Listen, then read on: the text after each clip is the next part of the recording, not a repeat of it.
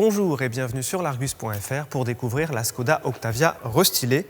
Octavia de 4e génération sous l'ère Volkswagen qui a été commercialisée fin 2020. Et l'Octavia depuis 1996, c'est le best-seller incontesté de Skoda puisqu'il s'en est écoulé en 4 générations 7 millions d'exemplaires. Voyons donc ce qui change avec le restylage de cette 4e génération.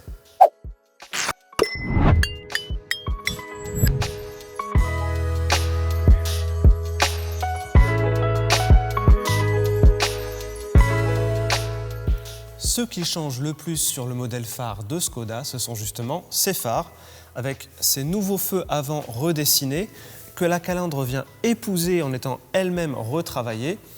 Les feux à LED sont de série et de nouveaux feux Matrix LED de 2e génération apparaissent en option ou sur les modèles haut de gamme, comme c'est le cas ici.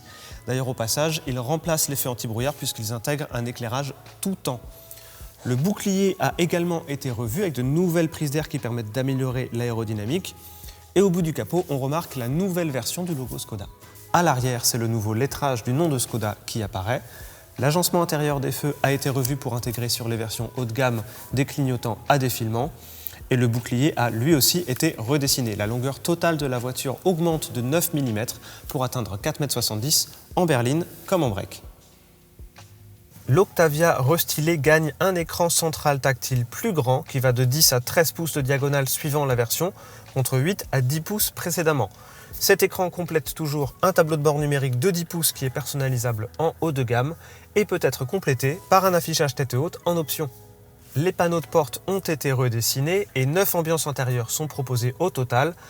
On remarque notamment l'apparition au catalogue de nouvelles selleries dont certaines font davantage appel à des tissus recyclés quand d'autres sont proposées en cuir perforé, noir ou couleur cognac. 3 finitions seront proposées sur le marché français pour l'Octavia restylée, Sélection, Sportline et RS. Dès l'entrée de gamme, on aura droit à une climatisation automatique bizone, un chargeur de smartphone à induction réfrigérée d'une puissance de 15 watts ou encore 2 ports USB-C à l'avant dont la puissance de charge a triplé pour atteindre 45 watts.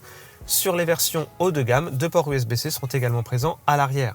En option ou en haut de gamme, l'Octavia gagne également un système de stationnement semi-autonome à mémoire capable de reproduire une manœuvre de stationnement opérée précédemment, mais également un système de stationnement semi-autonome à distance qui permet de piloter la voiture depuis son smartphone jusqu'à une vitesse de 9,5 km/h. Autre détail pratique qui se trouve à l'arrière, un nouveau bac de rangement avec porte-gobelet est proposé pour les passagers.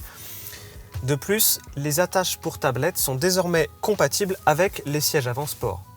Le coffre du break Octavia Combi mesure toujours entre 640 et 1700 litres de capacité. La plage arrière peut désormais se rétracter en 2 temps comme ceci. Et des barres d'ajustement avec des crochets réglables font leur apparition sur cette version restylée.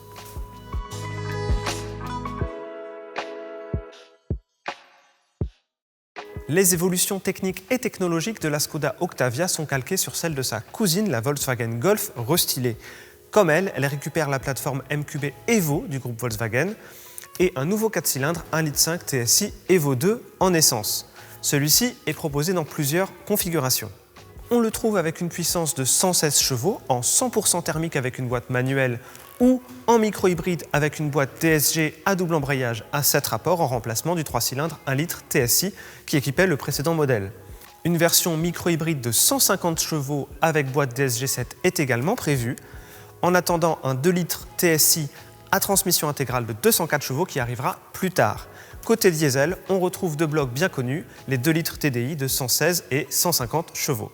L'Octavia hybride rechargeable n'est pas reconduite au lancement de ce modèle restylé, mais pourrait faire son retour au catalogue plus tard, avec, comme dans la Golf restylée, une autonomie en mode électrique qui pourrait atteindre 100 km.